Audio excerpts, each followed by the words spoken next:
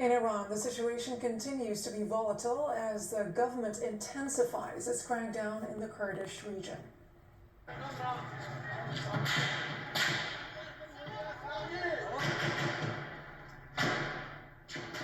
A human rights group based in Norway tells CNN that at least 13 people have been killed in Kurdish cities in the past 24 hours. Videos like this, posted by the agency on social media, show people running for cover amid sounds of gunfire. However, CNN has not been able to independently verify the location and date of the video. Well, since the beginning of protests over 2 months ago over Mahsa Amini's death, Iran's regime has unleashed a campaign of repression. Eyewitnesses tell CNN sexual violence is being used to suppress, demoralize, and in some cases, blackmail protesters. CNN's Naama Bahir has this exclusive report, but we need to warn you, this report contains details of sexual violence. Over these mountains is Iran, a regime that has succeeded in cutting many of its people off from the outside world. But disturbing stories detailing the authorities' brutal retribution, systematic sexual violence against anti-regime protesters have begun leaking out. We've come here to the Kurdish region of Iraq to try and find out more.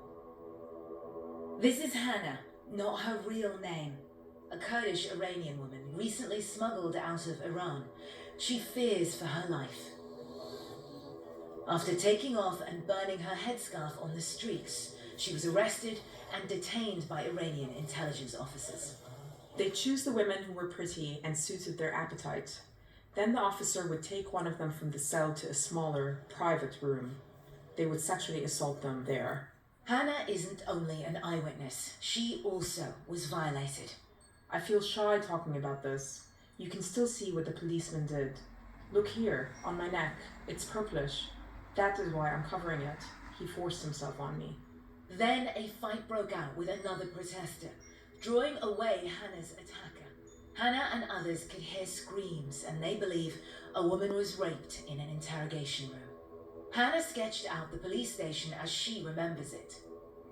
She estimates 70 to 80 men and women were together in a main hall that accessed 4 private interrogation rooms.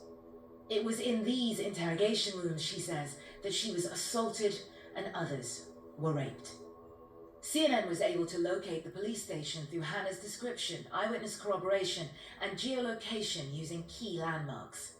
It's in the Islamabad neighborhood of Urmia. Based on this testimony and speaking to a number of sources, a pattern of repression comes into focus.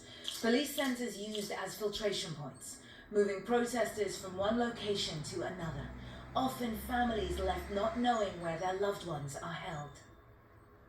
One Iraq-based Kurdish militant opposition party, PAK, identified over 240 people who they believe are missing within this maze of detention centers.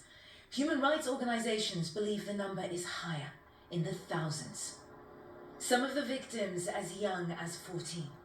Many are men supporting female protesters, their punishment as severe as the women's.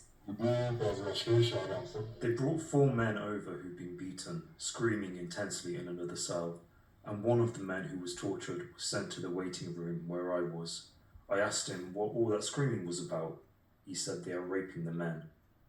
Based on witness testimony, CNN traced the location to an Iranian army intelligence headquarters. Voiced here by a translator, a 17-year-old boy sent CNN a voice note following his imprisonment. We are withholding his name and location for his safety.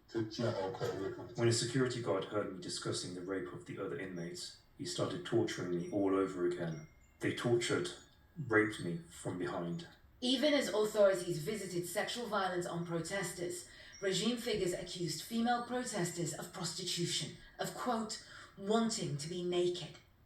Of the incidents of sexual violence against protesters inside Iranian detention facilities, most occurred in the Kurdish majority areas to the west of Iran, home to a historically oppressed minority. Disturbingly, in some cases, the rapes were filmed and used to blackmail protesters into silence. There has been a real escalation, where female protesters are, as you can see here, being openly assaulted, often sexually. But the violence against women, like the protests, are not confined to the Kurdish areas. They are often focused on locations where the protests are most intense, like here in the capital, Tehran. Well, دوستان من همیشه اینجوریم. One of these stories is Armita Abbasi's, a typical 20-year-old on social media, sharing her love of animals and Last music. but not least, Playboy. In social media posts appearing under her name, Abbasi, like many young women in Iran, criticized the regime openly after the protests began. Unlike most, she did it without anonymity. It didn't take long for security forces to find and arrest her. Abbasi disappeared. Soon after, whistleblowers began to post on various social media platforms, medics sharing eyewitness accounts of what had been done to Abbasi. First of all, they say, there were a few plainclothes men with her and they did not let her out of their sight. Even during a private medical examination, they were there. She was my patient. I went to her bedside. They had shaved her hair. She was scared and was trembling. When she first came in, they said it was rectal bleeding due to repeated rape. The plainclothesmen insisted that the doctor write that the rape was from prior to her arrest, and then after this issue was becoming obvious to all, they changed the entire scenario altogether. The details of these leaks were confirmed to CNN by an insider at Imam Ali Hospital, where Abbasi was brought to be examined. In a statement, the government said Abbasi was treated for digestive problems. The medics who treated her said that was not true. The Iranian regime denies the rape, accusing her of leading protests, an allegation which could see her face the death penalty.